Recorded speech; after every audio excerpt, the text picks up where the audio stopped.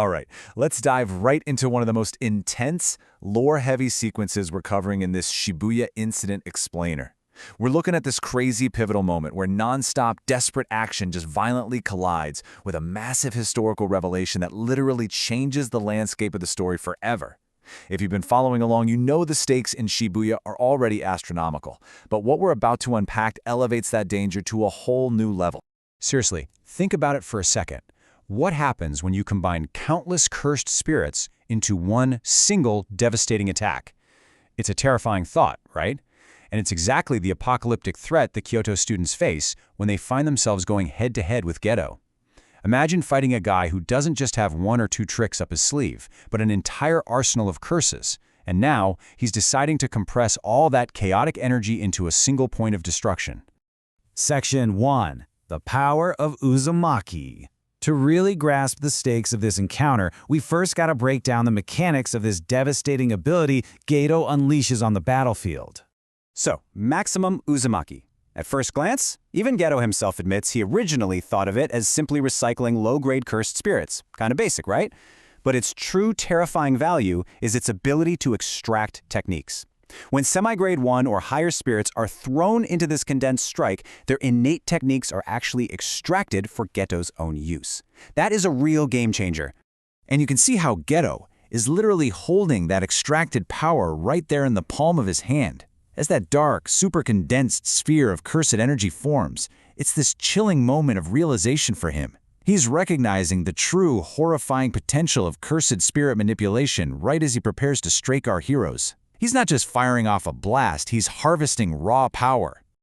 Moving to Section 2, the desperate counterattack. Faced with this overwhelming, immediate threat, the Kyoto students have absolutely no choice but to launch a highly coordinated, desperate assault. They know they can't match him in raw output, so they have to outmaneuver him. Here's the Kyoto assault plan. Step 1, an aerial signal from Nishimiya. Step 2, piercing blood arrows. Step 3, sniper fire. And finally, Step 4, a close combat sword strike. They're layering their attacks, stacking different ranges and types of weaponry to create even the tiniest opening against a special-grade opponent. The coordination here is nothing short of stunning. You've got Nishimiya dropping an aerial signal that perfectly aligns with a barrage of arrows and, incredibly, tactical sniper fire. They are utilizing conventional weapons alongside cursed techniques in perfect unison. Geto himself even compliments the strategy, noting that it's actually pretty wise to use conventional weapons when attacking a sorcerer. But the crucial point here is the sheer emotional weight of Miwa's vow. That whole coordinated barrage, it was all a distraction to pave the way for her. She enters a new shadow-style stance, Bato sword drawing, and makes a binding vow right then and there.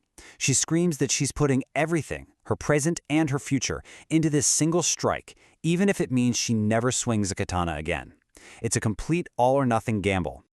But tragically, despite sacrificing absolutely everything for this attack, Geto just calmly stops her blade with his bare hands.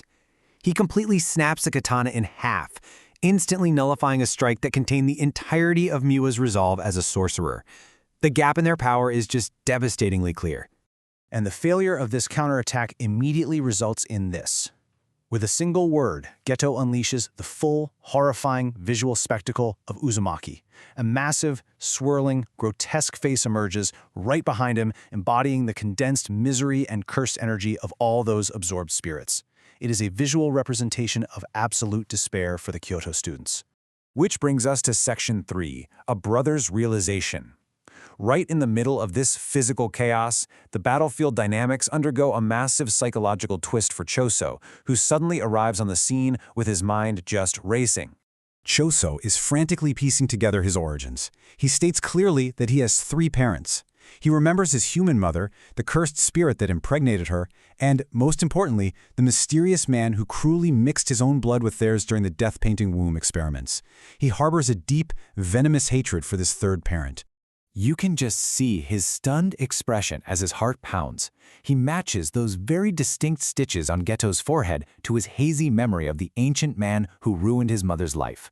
He points directly at Geto and realizes, with absolute shock, that the man standing in front of him is the very architect of his family's torment. Section 4. History's most evil sorcerer. This realization completely alters the battlefield dynamics. The imposter controlling Suguru Geto's body is finally unmasked.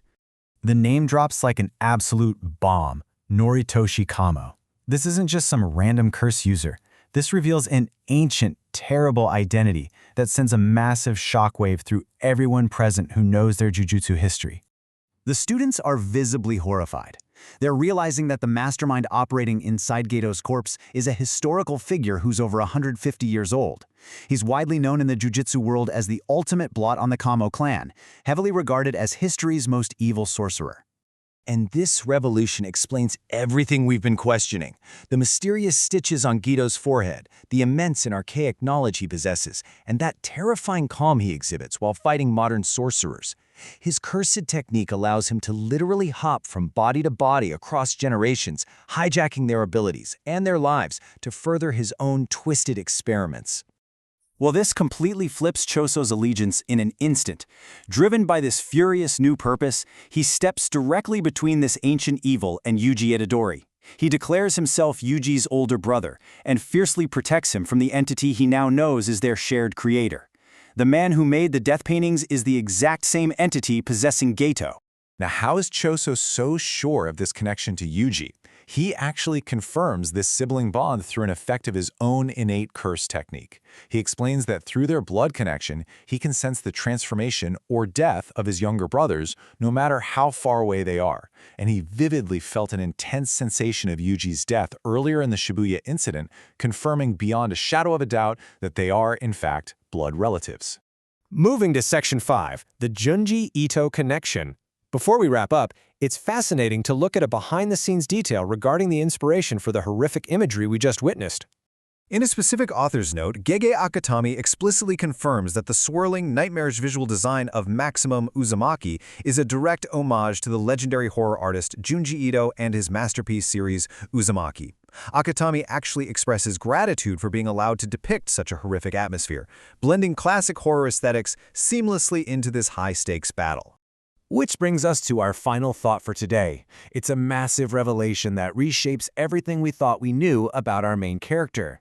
If Noritoshi Kamo created the death paintings, and Choso is undeniably connected by blood to Yuji Itadori, well, it leaves us wondering just how deep these ancient experiments really go. Seriously, what exactly is Yuji Itadori?